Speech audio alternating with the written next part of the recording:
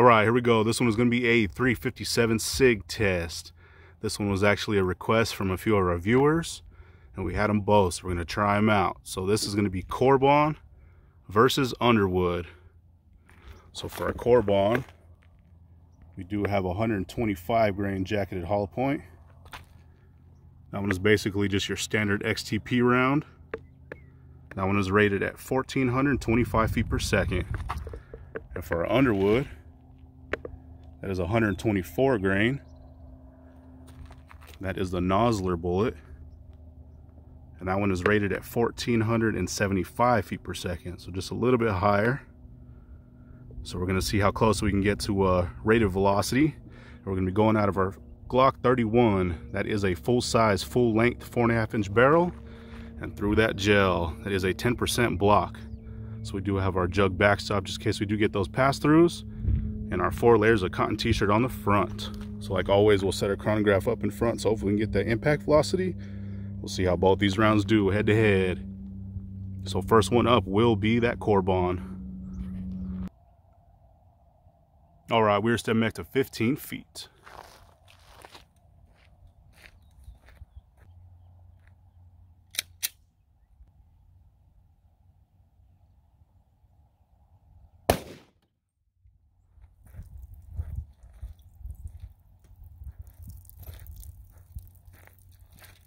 All right, let's see how we did on that one. So impact velocity on that was 1384. So that's actually pretty low compared to what I normally get. Normally about 1430-ish, but not too bad. So let's see how that entry hole looks. And we do have a leaker, so we definitely made it through. There's that entry hole on that one. It's a nice big star pattern so far. And let's check it out from the top. So from the top, it's looking pretty good. Actually, you can see it looks like it had a blowout from right here. I don't know if the camera's picking that up, but it's all the way over to here. So that is a huge stretch cavity.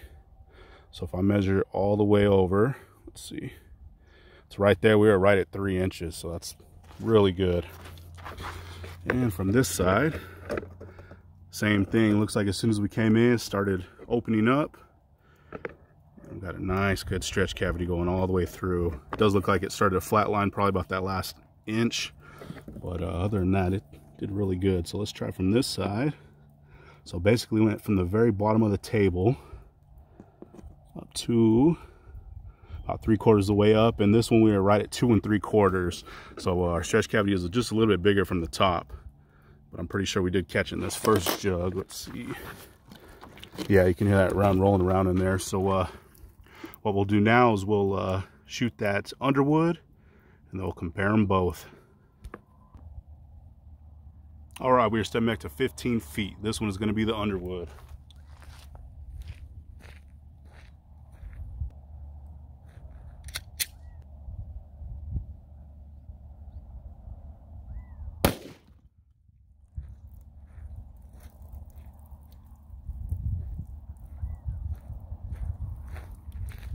All right, so let's see how that one did.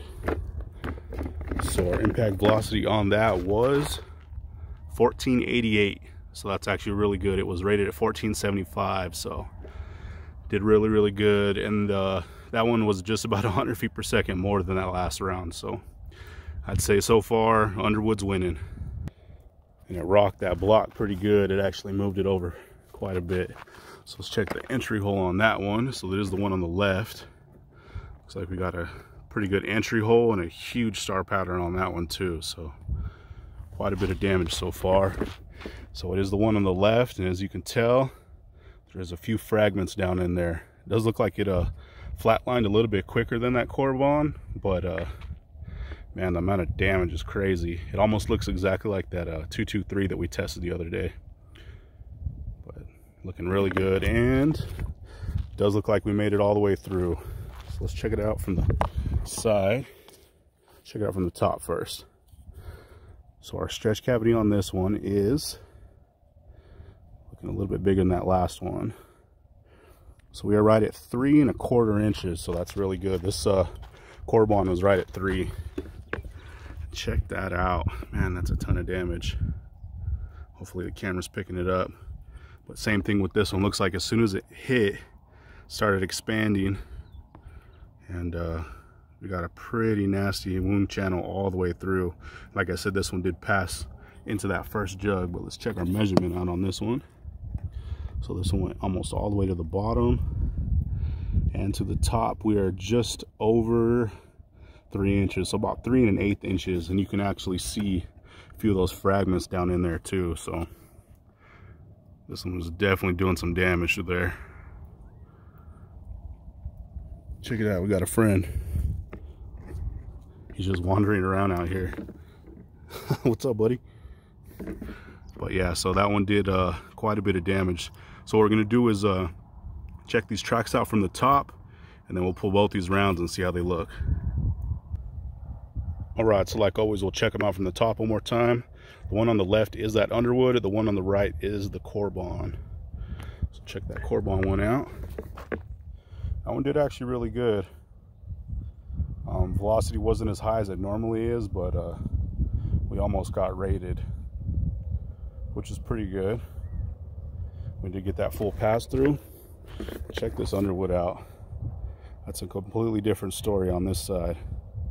Got some major damage coming through. Quite a few fragments down in there too.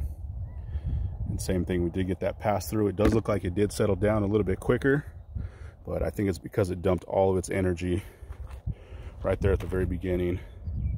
So let's check these rounds out. All right, check these things out. They both did awesome.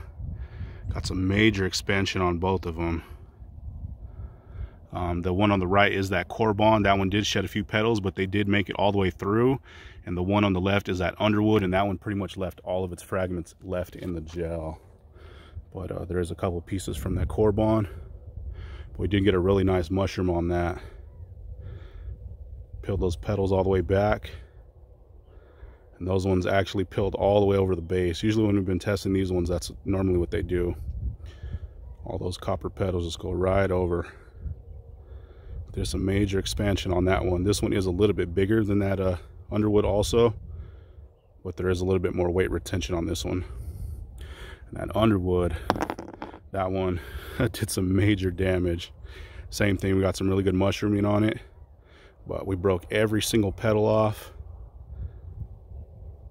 and left them in that gel, and weight retention on this one is probably not anywhere near what it started. But man, we had some major damage on that. Like I said, the other day we tested a 223, and that one was barely putting out about 600 foot-pounds out of a short barrel, and this one I'm pretty sure just made it over 600 foot-pounds, and that's from a 5-inch pistol. So really, really good. Let's check them both out from the bottom. There are some pretty awesome rounds. That Underwood did have quite a bit more velocity than that Corbon, but I guess now we can see which one is king, and I'm gonna have to stick with that Underwood, man. That one is loaded really, really hot. But there we go. That was, see if we can get it to stay, maybe. So that was 125 grain Corbon versus 124 grain Underwood. I'm pretty sure this one's 124 grain too. It's just 9mm XTP stuff down in there. Same thing with this one. So they're both right at 124 grain. But there we go, 357 SIG. We got to check these paths out one more time. Those are massive. Did some awesome damage. That round is no joke. All right, here's that cross section for that Corbon. Looks like it did really good. We got quite a bit of damage coming through. Super big splits. And a lot of tearing. Nice big spiral star pattern down in there. But look at the massive cuts in there. Doing a ton of damage. So let's cut it open. All right, let's check it out. So this is the bottom track, this is the top track.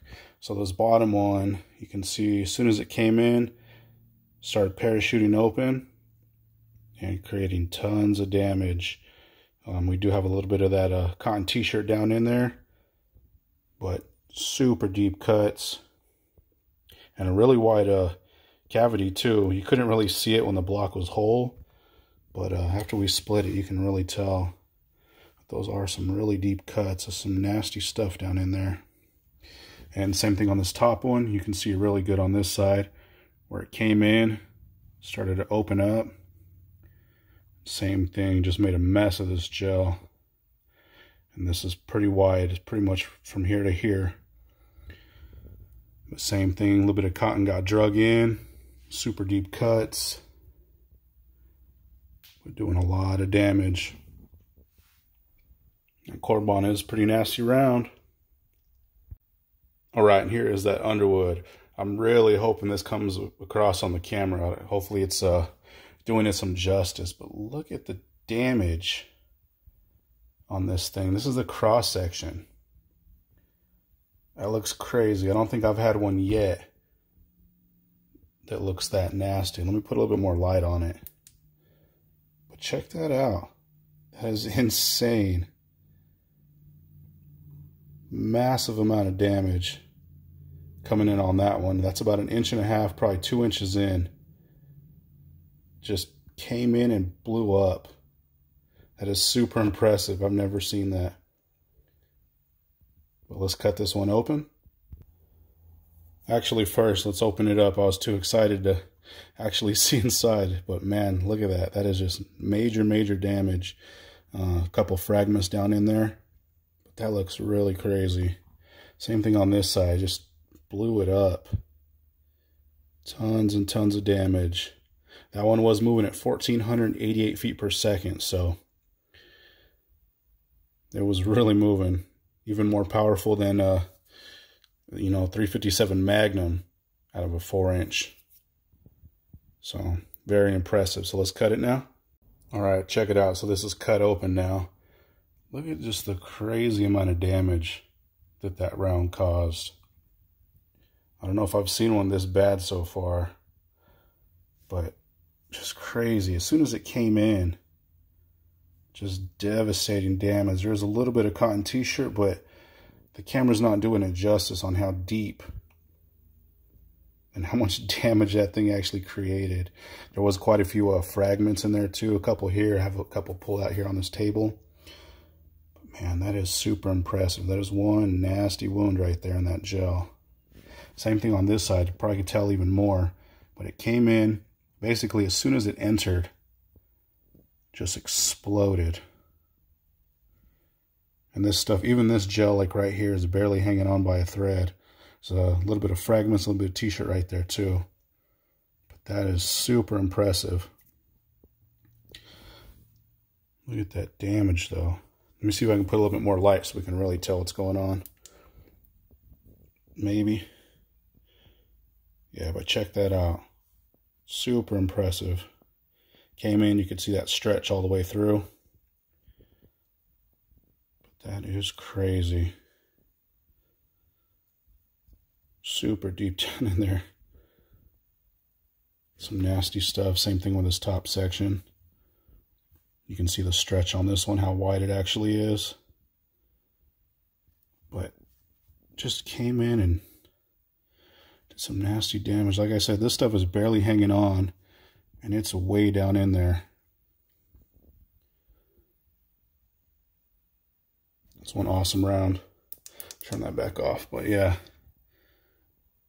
pretty crazy right there. I normally don't do our cross sections for this long, but man, that's very impressive.